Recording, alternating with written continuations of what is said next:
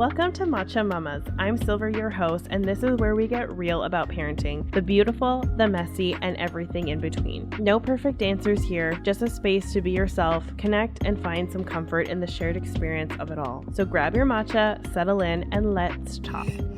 Mama. Welcome to my kitchen. This is our first episode ever, so I'm really excited. This has been literally a year in the making, as in I thought about this about a year ago. When my daughter was born, she just turned a year. No, I'm not okay. I've been wanting to make this podcast and not having enough information to know what to do with it, but I've been thinking about it a lot recently, and I'm finally ready to do so. It also helps that my daughter's at daycare, which is another thing. We'll get to like all these topics, but I'm gonna start at the beginning, okay? So let's get to know each other, settle in, I guess. I have my matcha in my little fall cup. When you see this episode, I believe it's going to be November 4th. That's when I want this to come out. So Halloween would have just happened, but we can still have pumpkin spice matcha lattes well into November, okay? I don't start Christmas until December 1st. I'm that kind of gal. I like fall. I'm a fall baby. I am a September baby. And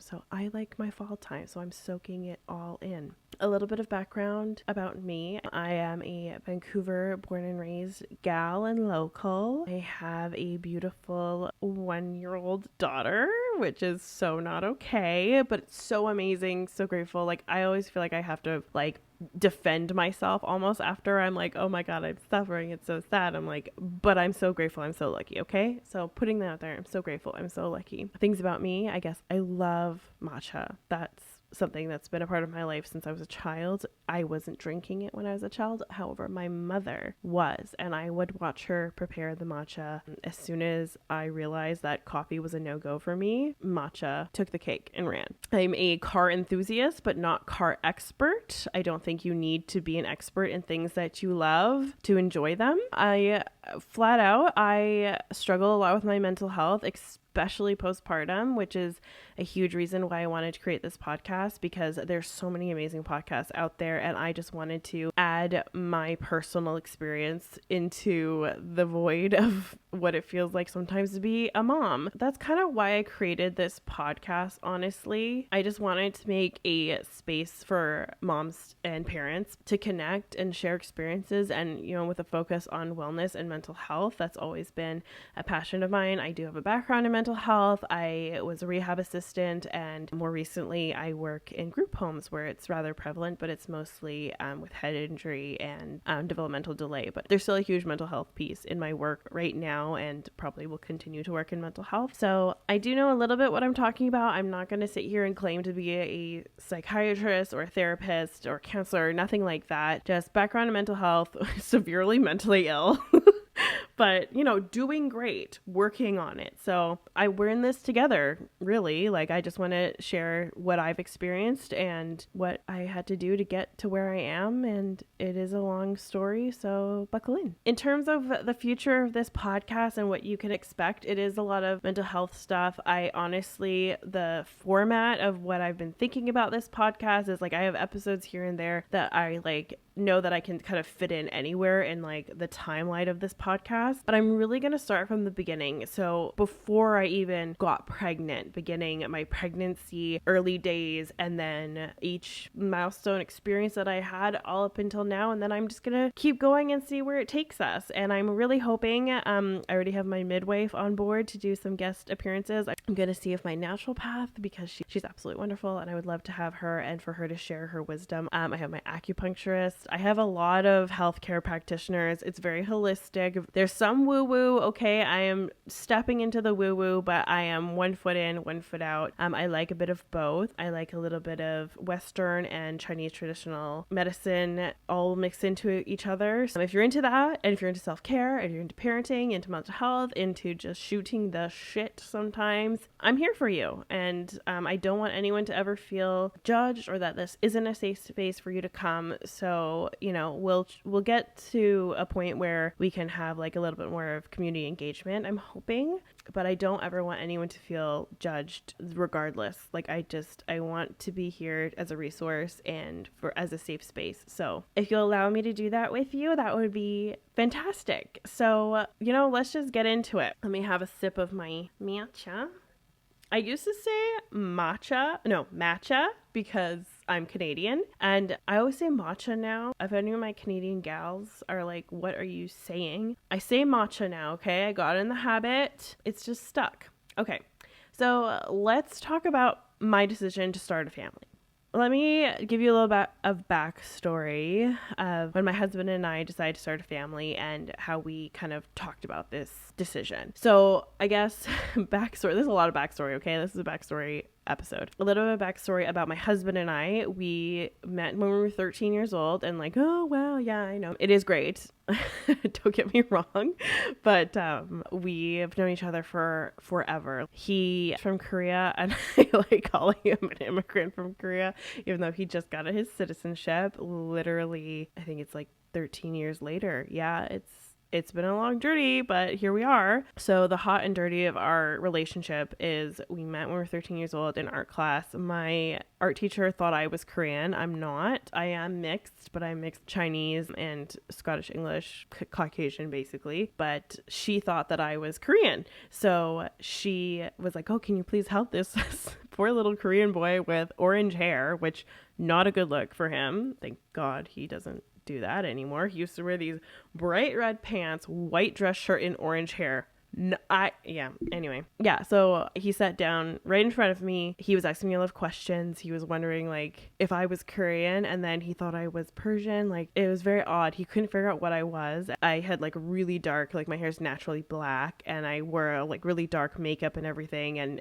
we live in a population where there's like a lot of Persian people. So he was like, oh, maybe she's Persian. Like if she's not Korean, she's Persian. And like it was just funny. So basically we got to talking, and the only things I really remember, and I think I just remember it because he remembers them, is I asked him like, are you like on exchange? Like, are you gonna stay here? Like what are you doing here? How long are you gonna be here? And he was like, I will leave here. And I was like, oh, you're leaving? And I was like, okay, well, it was really nice to meet you, but he meant I will live here. So he never went away. And I guess it was 3 years after that. Literally, I think if you believe in fate, which I have to because of him and a lot of the circumstances in my life, but we had no classes together, but every single one of our classes we would end up crossing each other's paths in the hall. We kind of noticed that started happening, and then we would wave to each other as like a kind of a joke. And then a couple times, which like is embarrassing for me, but I guess caught his attention,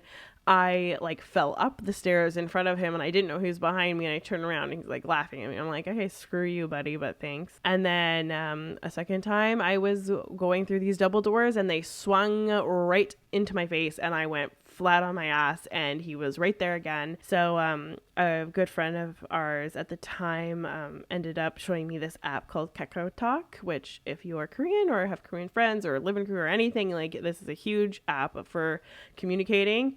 And she got me to download the app, and because I was I will admit I was a little bit of a freak, and I thought he was cute, and I got his phone number off of Facebook, so I had it programmed into my phone.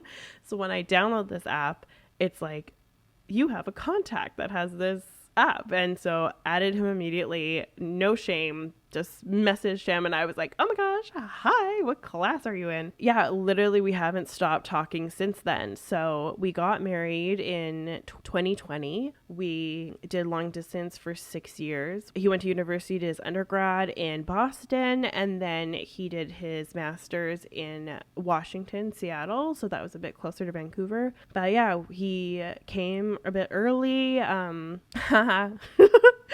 He was supposed to graduate later in the year, but because of COVID, he had to get his ass over here. So we ended up getting married that same year, and that was crazy and lovely. We had a COVID wedding, which no regrets there. Best $600 I have ever spent. I saved a ton on our wedding, and it was great, and I would not change a single thing. But yeah, so that's kind of our story. And we always knew we wanted kids. I grew up around kids. I grew up babysitting. I was a behavioral interventionist for a long time. So I worked with children, primarily on the spectrum. But I've already always been around kids, loved kids. Didn't know necessarily what to do with them sometimes because I went from like, I was a teacher almost to like trying to play with kids, like not educationally, and just like play for play, not play for education or for development, which honestly I do that now with my daughter and she's smart as fuck, so I think it's fine.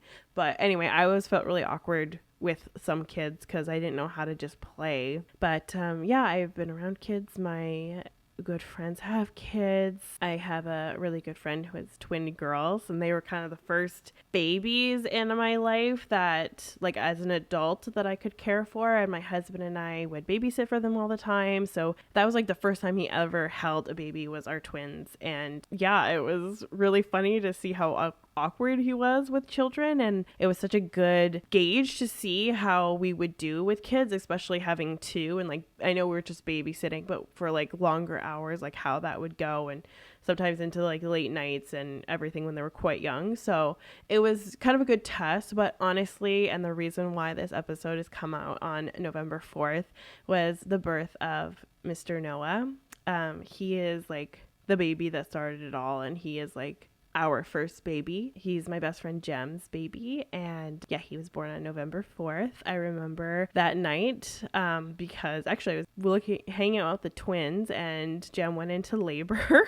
It was a blistery night, honestly. Like, there was power outages and everything, and it was like peak COVID. So like, her husband, who's a very tall man, and I'm not a very tall man, snuck me into the maternity ward just so I could bring her like waterproof mascara and like a heating pad and like blankets and just stuff that like I thought that she would need while she was in labor, because like I wanted to be there for her, but she could only have her doula at the time and her husband, which like, of course, like, I never ever, listen to me, doesn't matter who the fuck you think you are, you listen to the woman who is about to give birth, or person who is about to give birth.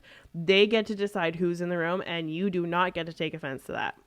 So just period on that. So obviously I respected that, but I was like, I'm just gonna bring something to say hi and then I'm gonna leave. So her husband stuck me to the maternity ward. I literally hid behind him, and they had like a camera and everything, and I just like hid behind and like came into the delivery room and gave her some supplies, and then just freaked out all night. She had a little bit of complications with her labor, nothing crazy, but just like, your best friend's in labor, like, you're gonna freak out. Like, so I was really scared, and then he came very safely on November 4th, and then I get to meet him like the next morning, I think. And as soon as I held him, that he was like, I say he's like the baby that made everything click for me.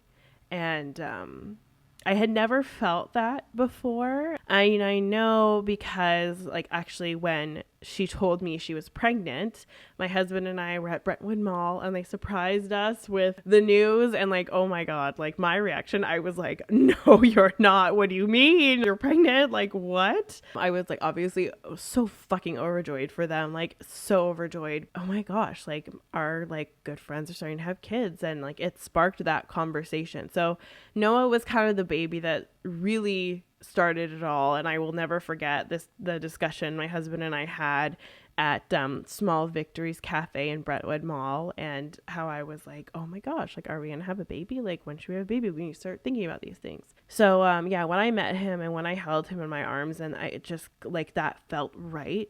And I know how ridiculous that sounds, because I'm like, there's never a moment, but for me there was a moment where I was like, I'm ready. Like, this is what I want. This is it. So my husband and I went on vacation with my family. We went to Hermosa Beach, California, which is a very near and dear place for us. We would go every year when I was a kid, and then as like we became adults, we had jobs and whatever, like, stars didn't always align for us, but they did that year. And it was the first year that my husband came with us, and he got to experience Hermosa Beach. And that's kind of when we were like, you know what? I'm off birth control, which I'll talk about in more detail because I got off earlier that year. But we're like, hey, maybe we'll just not be careful. And then in January, I got pregnant. It's kind of this, like, the very, like, long story short, which I know it's short story long, which is something that we call my dad, but I'm so guilty. I am his daughter.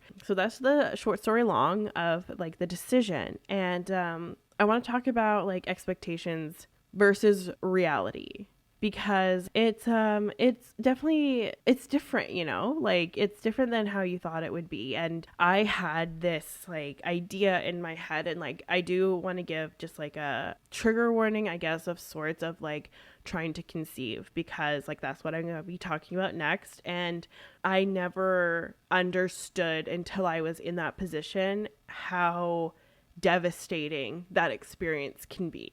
So my mom, she's a Smith, and the Smith girls always got pregnant either by accident or first try. And so I had that in my head, and I held on to that. I was like, I'm a Smith girl. Like, it's not my last name, but, like, I'm a Smith girl. Like, I related so much to, like, my maternal side in that way, where, like, we had periods that were the same. Like, we all had insanely heavy flows. And, like, I was like, I'm a Smith girl. Like, I'm going to get pregnant the first time. And I held on to that. And when I didn't get pregnant, I think we were not careful in November. So in December, when I got my period, which honestly, like, I was tracking, which I'll go into more detail in a future episode, but I was tracking my ovulation and everything like that. So I knew when I was ovulating, and I was, like, ovulating during our trip, but, like, we weren't really, it was like, whatever, like, we were just, and I say that as, like, I wasn't putting too much pressure on it, but I was so certain that it would be like, oh, we had sex when we were in California and I got pregnant. Like, we didn't even try. Like, I thought that was going to be my story. And I thought that was going to be how my life was. I thought that, and I was like, oh, my daughter is going to be, like, a Virgo, Libra, whatever. And, like, whatever. I think even then it would be Leo, Virgo, or something like that. I don't know. I was just so sure. And so I do have OCD, and I have struggled with that. And I don't mean OCD in the, like, oh, I like a clean house. And I do like a clean house. But if you have OCD, you understand. But, like, OCD is, like, obsessive compulsive disorder, and it involves, like, obsessive thoughts, intrusive thoughts, compulsive needs to do routines, and that's what I have. And I'm like alluding, because this is not, there's so much in this, but for, like, future episodes, but I really struggled with that. And I got to a point in I honestly say recovery, because I was very unwell. Like, I was extremely unwell before I got to the point where I thought it was a okay and safe idea for me to have a child. But I had these, like, delusions, and, like, I was starting to almost hallucinate, and it was not good. Like, I was very unwell. And so I thought, like, I got it. Like, I'm a Smith girl. I got it. I've worked so hard on my mental health. I've got this. And then I started having, like, phantom symptoms where I was like, I'm pregnant. Like, there's no way I'm not pregnant. Like, I thought I could feel, like, implantation, and then I would have, like, heat on one side and whatever. And, like, it's really weird, because I did have, like, swelling and heat, and I ended up going to urgent care, and, like, they agreed with me. Like, they were like, yeah, there is swelling on one side. It is hotter on that side, but, like, you are not pregnant, because, like, it would have been enough days that I would be testing positive. So they, like, tested me and everything, and they're like, you're not pregnant. We don't know what this is. Like, they did ultrasounds and stuff like that, and they're like, there's nothing, but, like, you're not wrong, but you're not pregnant. And, like, that was so hard for me to wrap my head around, because I was like, I have tender breasts, my cervix is, like, I checked every single symptom you could possibly have that was a positive pregnancy symptom,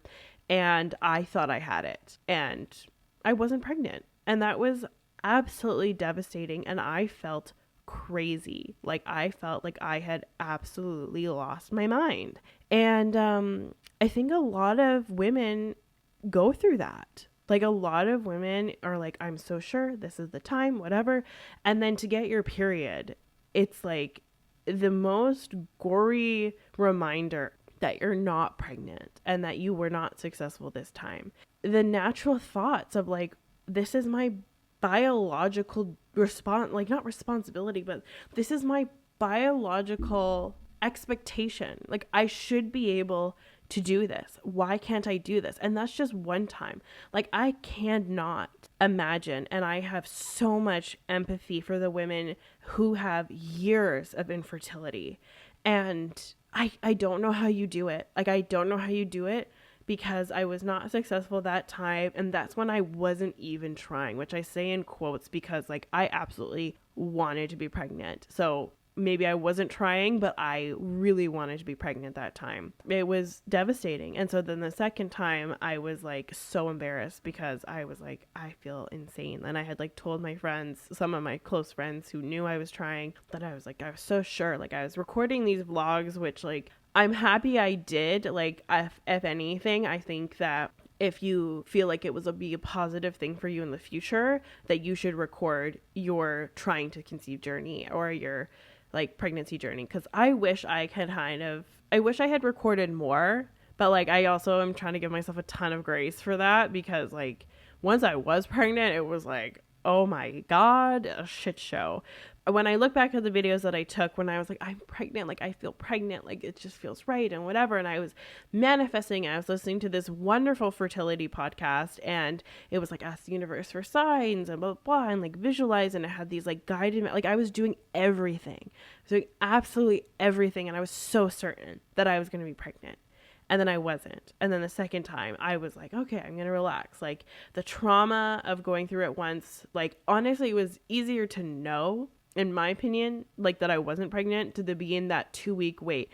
You do not understand how long 2 weeks is until you're in the 2-week wait post ovulation and like all the things you learn. And like all of a sudden you're like things that you didn't know. And like I do know some people who like don't track their ovulation. They just like don't know all these things. And I'll be like, did you not know like DPO meant before or whatever? And they're like, what are you talking about? So I know that I am like a very type A person. And like, I did all the research and I was like studying how to get pregnant and like everything, like my whole life was consumed by getting pregnant. Yeah. I was like, you know what? It's just easier for me that it's over with. Like the second time we tried, it was just so much easier because it was over with. And I did hang on to like this idea of Christmas time and telling my family I was pregnant at Christmas. And I was like, okay, well, I'm going to get these little like onesies or t-shirts and whatever. It's be like, your grandpa, your like auntie, whatever. And I was like, I'm not going to order them. Like if I really need to, I'll like express ship them on Amazon. It was like, I'm not going to do this. I'm not going to like strangle. I don't know. If you listen to Jodie Bergsma, she says like, you're strangling the universe. I'm not going to do that anymore. I'm not going to strangle the universe. I am going to just see what happens. And then I got my period on fucking New Year's. And I remember that New Year's and I was devastated. And I was like, I'm starting the new year with my period, which sucks. And like, it's like, oh, happy 2023. You're on your period. You're not pregnant. And that sucked, but it didn't suck as much. Like it was easier for me. And I know that's not everyone's experience, which is why I'm just sharing mine. And so then we were successful on our third try. And that was insane, like absolutely out of body insane. I've only ever been pregnant once in my whole life. And it was so crazy to see that positive pregnancy test.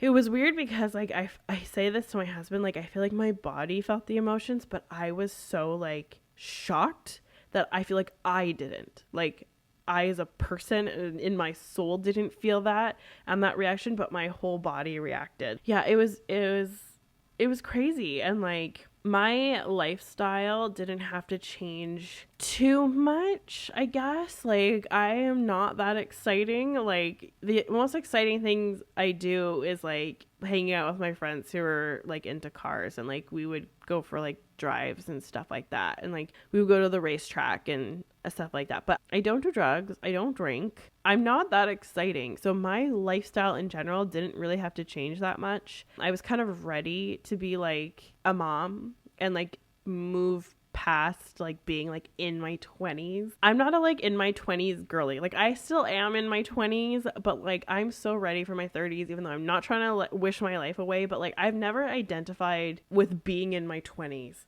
So I've loved them. They've been like the best years of my life so far. Like I got married. My husband moved to Canada. I had a baby. Like those are the most amazing things that could have ever happened to me, and I'm so grateful for them. But yeah, I've never super been big on partying. I don't know. I was when I was a young lass. Like I was a bit of a wild child, and I say that as someone who is supremely not that wild. That's kind of my expectations versus reality, and a little bit about my journey towards motherhood. The only thing I want to share is like how I've grown already from it. And I'll talk about that more, I think, in future episodes, honestly, because I'm a completely different person. And like, I think that's what I'll say. It might not be that obvious, but something I live by now is a quote that I saw, and I have no idea who it's by, but it's not me. I'm not the genius behind it, but it's, my daughter's watching. That's how important my decisions are. And I think about that, and I hear that with almost every decision I make. And I try to give myself some grace for that, because like I'm gonna fuck up. Like I'm a person, and I am so big on imperfect parenting and being an imperfect person. But my perspective on life, on my relationships, on my career, like what I want out of life, how I move through the world is completely different. And some people don't like that. And I'm okay with that. And that is shocking. I am the biggest fucking people pleaser there is. And like the friends I have now and the connections I've made, like I am so different. Like me a year ago, completely different person. And it wasn't like a overnight thing. I do want to talk about, I suffered quite intensely from postpartum depression and anxiety, and I didn't even feel like my daughter was my daughter until she was about 4 months old, and that was really terrifying. I thought I was her older sister. I am an older sister. Like I have a baby sister. I say she's like literally, well, I think she's 12, but she's like 20. How old are you, child? Dear God, how old are you? 27, I think. I think she's 27. If you listen to this and watch this, you're going to be like, seriously, sister? Anyways, I am an older sister, so I had this really weird thing where I was like, this is my mom's daughter. I just like had her, like I felt like a surrogate almost, and I was like, okay, and eventually my mom is gonna take over, right? Like eventually my mom's gonna take this child. Like it's not that I didn't love her or feel connected to her. I don't know if you believe in spirit babies or anything. I definitely want to talk about that too, because I was never this much of a woo-woo person before my daughter. And like I wrote down, and I have evidence, in 2013, I wrote about my daughter and the first time I met her in my dream, and she's exactly that. So it's very spooky. It's spooky season. It's spooky season, babes. It was weird. I've had a lot of life-changing experiences throughout this past year, and I'm so grateful for it. I am such a better person now, for better or for worse. Like I am a completely different person, and I'm so okay with that, and I am loving who I am now, and I'm still learning who I am now. I don't have it all figured out. We're going to figure out together. That's all for our first episode. I know that's a lot. I know we went through like a weird roller coaster, but I hope that helped you get to know me a little bit better.